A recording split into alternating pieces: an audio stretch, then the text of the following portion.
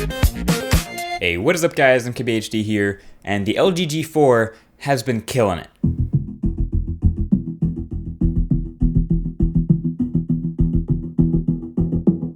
This is LG's big and bright and slightly curved flagship smartphone for 2015. For most of my phone reviews, you'll notice it's pretty much a combination of the pros and the cons about the device. The pros being the things that I really like about it, and then the cons being a list of things that I think could be a little bit better. And going through all the things I've written down and all the notes I have about the G4 during my time using it, it's mostly pros. There's not a lot that's wrong with this phone at all, and it pretty much checks all the boxes in terms of things you'd want to see in a high-end smartphone.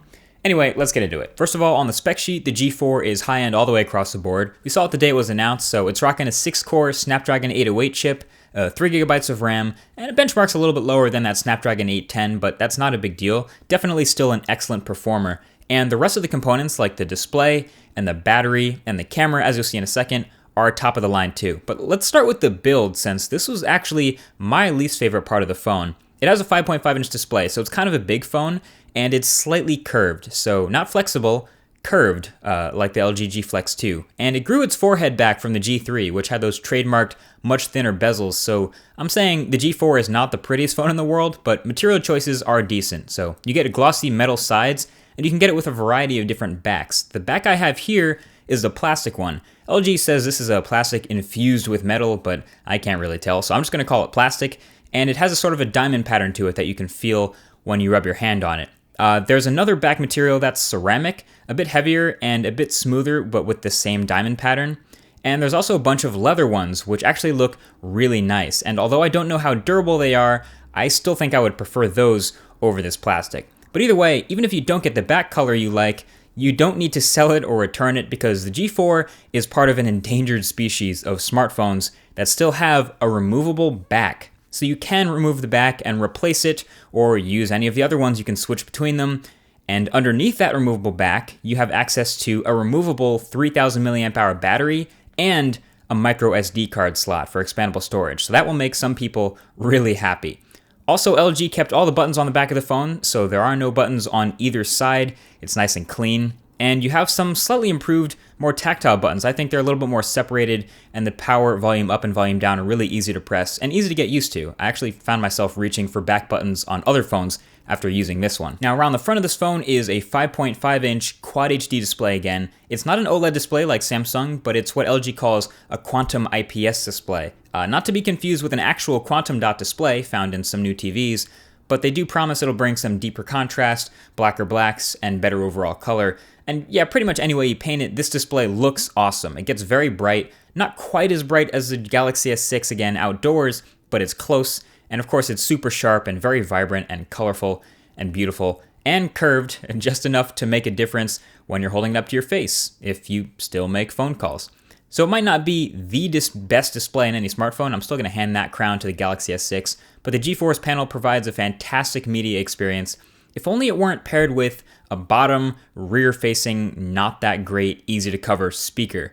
It's kind of loud, but it really does the display a disservice, whether you're watching your team dominate during the regular season or watching them crumble to an epic postseason collapse. So when it comes down to actually using this phone, we're rocking Android 5.1 with LG's UI on top. The software experience is sort of like a refined version of what we had on the G3. It's a little bit cleaned up, a little bit smoother, and it adds a few pretty useful features actually. Some of them notably copied from rivals, but hey, at least they copied the good stuff. I personally still prefer stock Android over this skin version, but that's mostly for aesthetics, and for a lot of people, that matters less, and there are a bunch of neat features in here to make the G4 worth more. So for example, besides the few pre-installed apps and widgets, you get that resizable LG keyboard, which I think was pretty underrated with the G3 last year. So if you have smaller hands, you can shrink the keyboard down to match, or bigger hands, you can make the keyboard bigger. They've also brought in Samsung's dual window feature, so you can take advantage of that whole 5.5-inch display by multitasking with apps that support this. Again, it's not something I use very often, but it's still neat to see, even if we've seen it before. It works pretty well. They also have these new smart features, which use context like location and connectivity status to basically automate stuff. So I have mine set up, for example, to open Spotify every time I plug my headphones in, which is pretty convenient. And you can have it change and open things like when it connects to your home Wi-Fi or when you turn Bluetooth on, etc.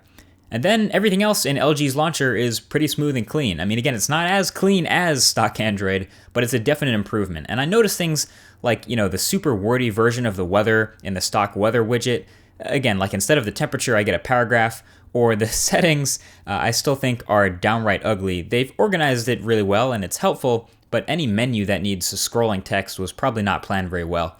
But honestly, that's just nitpicking, and performance throughout this version of Android on the G4 has been extremely solid. Gaming, great. Web browsing has been very smooth on Chrome. Multitasking with a bunch of apps open, the G4 handled pretty much everything as it should with 3GB of RAM. Now onto the battery life of the LG G4. Like I mentioned earlier, it has a removable back, so the easiest, quickest way to replace your charge is to just crack it open, take the battery out, and replace it with a fresh one that you've charged somewhere else. That's the easiest way to get your charge back, and that's only possible because it's a removable backed phone. Now when we first got the announcement, we also heard that it did not support Qualcomm quick charging, and it did not support wireless charging.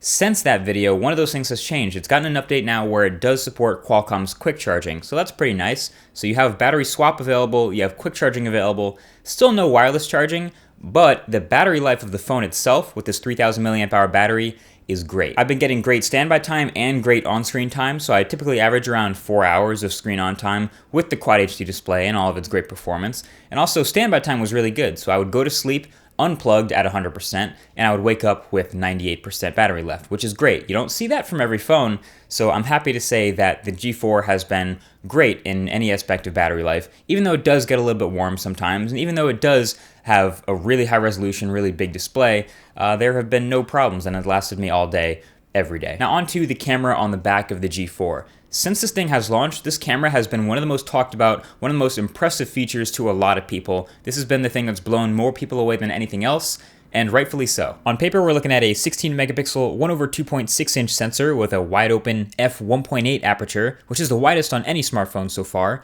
and an LED flash that you'll hopefully never have to use. Also, to the left of the sensor is your laser autofocus for fast and accurate focusing, and to the right under the flash is a new color spectrum sensor for fast and accurate white balance. The camera software itself is pretty clean, so you can double tap the volume down button on the back of the phone when it's off to open the camera, but I wish it didn't take a photo every time I did that. But when you open it, you can see the auto mode looks like any other smartphone camera, a separate button for photos or 4K video, quick focus thanks to the laser autofocus, and tap to focus and meter work pretty well. So overall, it's pretty easy to use for anyone who's trying to set it up. But then the G4 has a few tricks up its sleeve. First is the new manual mode, similar to the Galaxy S6 and its Pro mode. Here you can choose everything just like a DSLR, from ISO to white balance to shutter speed to the manual focus distance, and dial in that perfect shot. And then there's even a toggle to switch to shooting raw images, which you can actually take into Lightroom or Photoshop and tweak the data yourself, just like with a DSLR shot. So that's really impressive. So on to the actual images.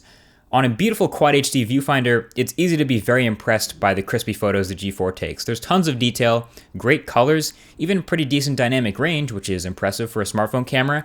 But yeah, bringing them into a computer and inspecting them, actually that left me more impressed.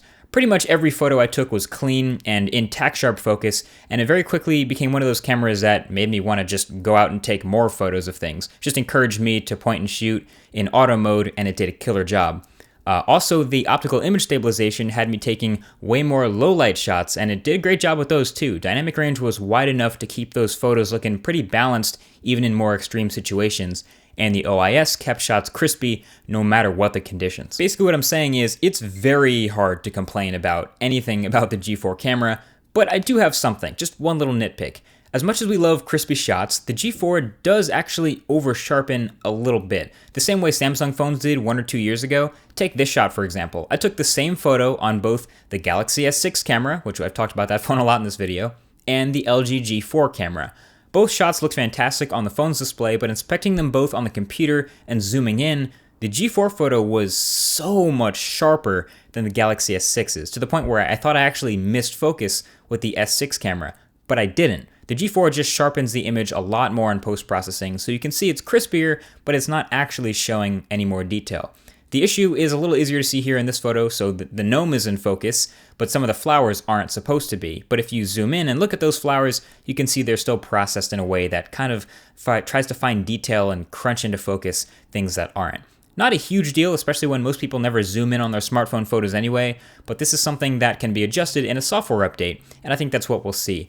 Otherwise though, don't let me ending on that note give you a bad taste. This is easily one of the best cameras in any smartphone on the G4, and it might not be able to replace your DSLR like LG might want you to think it does, but damn, we might need to have another top smartphone cameras comparison pretty soon. Oh, and if you're wondering, it also has a front-facing 8 megapixel selfie camera in case you're into that. So overall, at the end of the day, the G4 is an awesome phone in a lot of ways. I think my biggest problem with it was just aesthetics. Like, I didn't think it was the prettiest phone. I really liked the way the G3 looked with the super thin bezels on the sides and the top. The G4, I think, is a little more boring in my opinion. Maybe if I had the leather version, I'd be a little bit happier about the way it looked, but not a huge fan of the plastic, not a huge fan of the sides that are kind of metallic, but still kind of slippery. But otherwise, it's an awesome phone. Like the camera, the performance, the battery life, the specs, just the hardware in general. It's an awesome phone in pretty much every other way to use, and I think you'll be happy with it, especially if you like the G3. This is going to be an awesome phone to pick up.